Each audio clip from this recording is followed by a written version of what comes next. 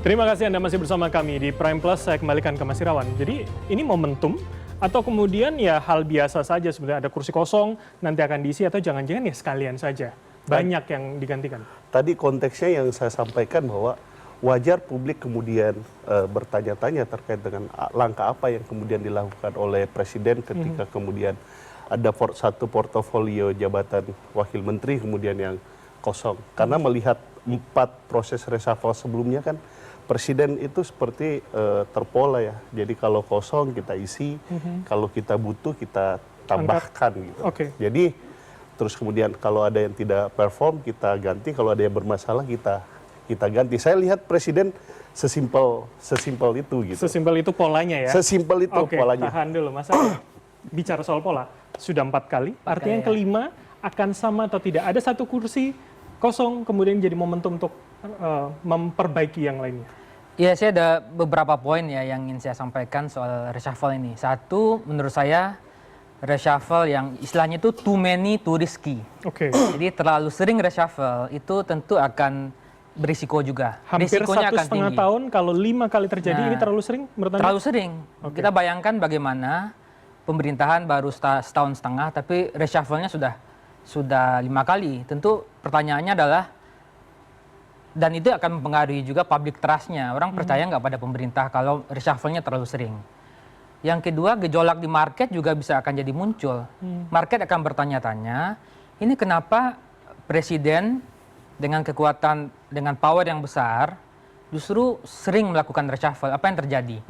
Apakah misalnya karena ada sesuatu yang keliru di awal pemerintahan dalam proses pembentukan kabinet, sehingga harus dilakukan rekonsolidasi ulang, atau ada faktor apa yang membuat reshuffle itu terlalu sering.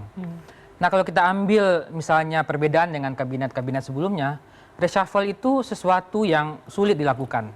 Meskipun tadi kata Mas Umam itu hak prerogatif presiden dan presidensial multipartai, tapi di kabinet-kabinet sebelumnya itu jarang sekali reshuffle, bukan sesuatu yang sulit dilakukan. Atau rentangnya tidak sedekat sekarang? Karena trade-off-nya besar. Trade-off untuk melakukan reshuffle itu besar. Nah, kita tentu tidak ingin ada presiden yang begitu mudah melakukan trade-off atau pay-off gitu ya. Nah, jadi saya kira ini menurut saya akan berisiko kalau terlalu sering. Berisiko terlalu sering. Mas Umam, tanggapan Anda? Tahan dulu, nanti saya dalam. Iya, begini. Sering atau tidak itu memang bergantung pada kebutuhan. Karena bagaimanapun juga poin utamanya itu adalah terletak pada efektivitas pemerintahan. Kalau misal kemudian komposisi kabinet berjalan tidak begitu efektif atau justru berpotensi mengakumulasi beban politik, termasuk juga dalam konteks kinerja pemerintahan, maka menjadi cukup urgent untuk dilakukan perubahan. Tapi kalau dikatakan itu kemudian ya berarti awalnya kurang cermat untuk kemudian meletakkan komposisi Tentu tadi. proses itu mengalami dinamika dan proses dialektika itu hal yang cukup lumrah. Karena bagaimanapun juga misalnya ya, Mendikti, kita juga tidak pernah membayangkan misal seorang Mendikti mengalami sebuah proses dinamika di dalam internal kementeriannya, kemudian terjadi perlawanan cukup sengit di dalam kementerian. Hampir tidak pernah ada seorang menteri didemo oleh anak buahnya sendiri. Gitu. Maka kemudian itu menjadi sebuah warning system di dalam struktur kabinet bahwa there is something wrong. Maka kemudian responnya juga cukup cepat. Dan itu barangkali salah satu yang tercepat dalam kabinet. Jadi maksud Anda reshuffle adalah jawaban Presiden atas keresahan publik? Tentu bagaimanapun itu adalah bagian dari respon cepat terhadap dinamika dan juga bagaimana merespon situasi. Termasuk juga tadi Mas Arya menyampaikan ada dinamika. Bukan hanya aspek politik, konteks pasar, konteks global dan lain sebagainya. Apa yang terjadi di Agustus 2025 yang lalu ketika kemudian terjadi dinamika di keamanan nasional, kemudian di politik nasional, responnya juga cukup cepat. Artinya bahwa ada sejumlah proses assessment dilakukan oleh Presiden untuk kemudian memetakan kembali mana yang memiliki sense urgency yang cukup penting, cukup dibutuhkan kecepatan untuk merespon itu. Bagaimanapun juga titik tekannya, kalau pemerintahan berjalan efektif, maka itu akan bisa jauh lebih baik daripada membiarkan proses berjalan, tetapi kemudian dalam takaran beliau pemerintahan tidak begitu efektif. Dan itu impact-nya saya pikir bisa kemana-mana. Dan itu urusan soal kepercayaan publik kepada presiden pemerintahan. Kepercayaan publik itu bagian menjadi hal yang kemudian harus dipertimbangkan. Karena bagaimanapun juga legitimasi pemerintahan itu dipertaruhkan di sana. Maka presiden tentu harus menghitung secara betul mana nama-nama yang dianggap memiliki kredibilitas yang memadai, integritas yang memadai, termasuk juga bagaimana respon pasar. Maka kemudian dalam situasi ekonomi yang sedang bergejolak seperti ini, politik internasional yang juga tidak menentu, memang penting dan juga dibutuhkan nama-nama yang memang betul-betul bisa diterima oleh pasar. Oke, dan itu tentu harus sesuai dengan bidangnya, ya, artinya ekonomi dan politik luar negeri juga. Tentunya. Tahan dulu. Saya ke Prof. Wiwi lagi, Prof. Jadi artinya kalau tadi menyambungkan logika pada reshuffle keempat, kemudian ada gejolak di Agustus, apakah memang ya, yang terjadi keresahan yang sama bisa Anda baca pada Presiden? Mengapa kemudian bisa mengumpulkan tokoh-tokoh lagi begitu, Prof? Iya, sejak awal memang kita mengharapkan ya, karena ada akumulasi permasalahan negara bangsa ini yang tidak kecil, maka pemerintahan baru itu kita harapkan adalah seperti Bang Rey itu ya, terus-menerus mengatakan ini harus diisi oleh orang-orang ahlinya. Apa variabel indikator untuk merekrut gitu ya, para pembantu atau kabinetnya tadi, menteri-menterinya tadi itu. Nah ini yang memang kita tidak mendapatkan sebetulnya satu katakan jawaban yang sangat jelas gitu, sehingga kalaupun dibawa ke Hambalang itu kan dibawa ke mana, Magelang waktu itu, dimagelangkan, sementara yang hasil reshuffle itu kan tidak dimagelangkan. Itu bagaimana kan, itu pertanyaan kita. Jadi dalam hal memang bongkar pasang kabinet seperti ini, memang saya setuju jangan terlalu sering gitu, berarti memang ini ada resiko dengan memaksimalkan jumlah kabinet, bukan memaksimalkan lagi, ini di luar batas gitu ya.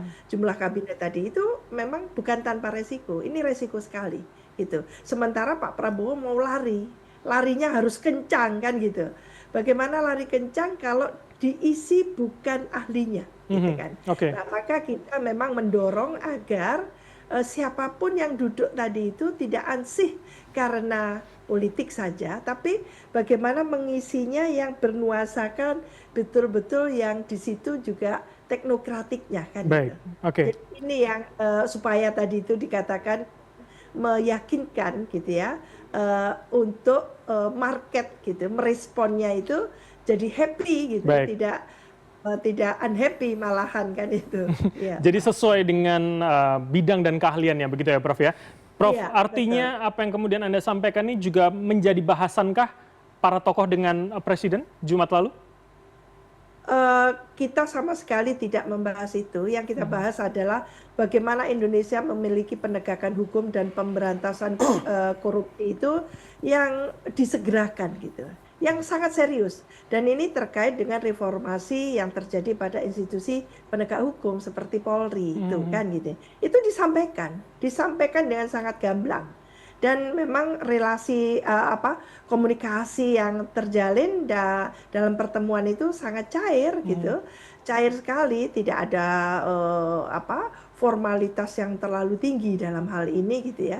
Sehingga penyampaian itu enak untuk disampaikan, dimengertinya itu jelas gitu. Tidak ada rasa under pressure karena selalu tegang atau tidak, biasa saja gitu.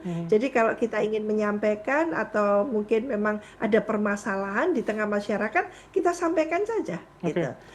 Seperti pilkada gitu kan. Meskipun tidak dibahas, kita mengusul saya mencuatkan isu pilkada itu.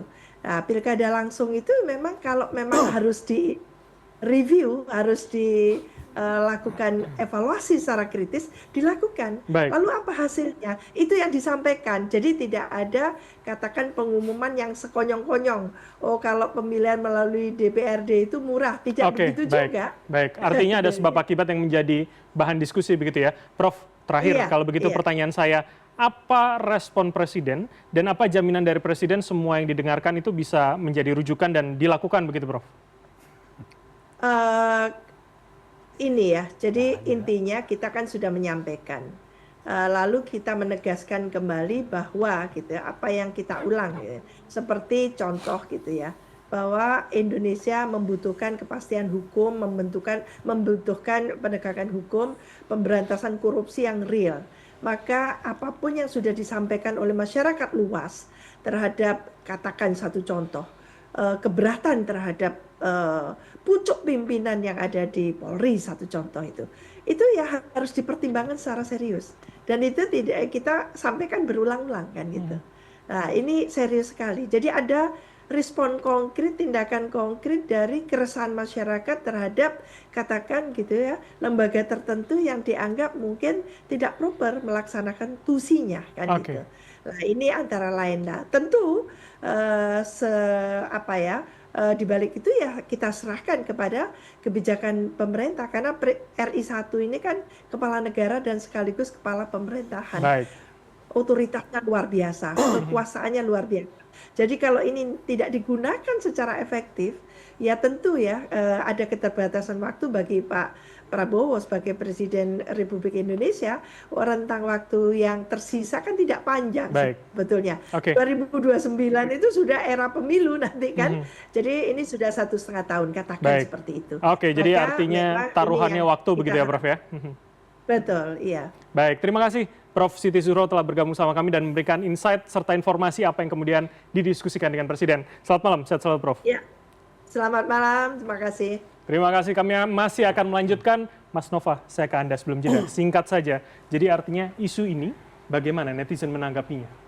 Cukup ramai isu ini, terutama pada sisi drama politiknya. Oke, apa yang kemudian dibahas dan tercium oleh netizen dramanya? Pertama tentu saja penyebabnya adalah karena harus ada yang masuk untuk menggantikan Wamenkeu ya.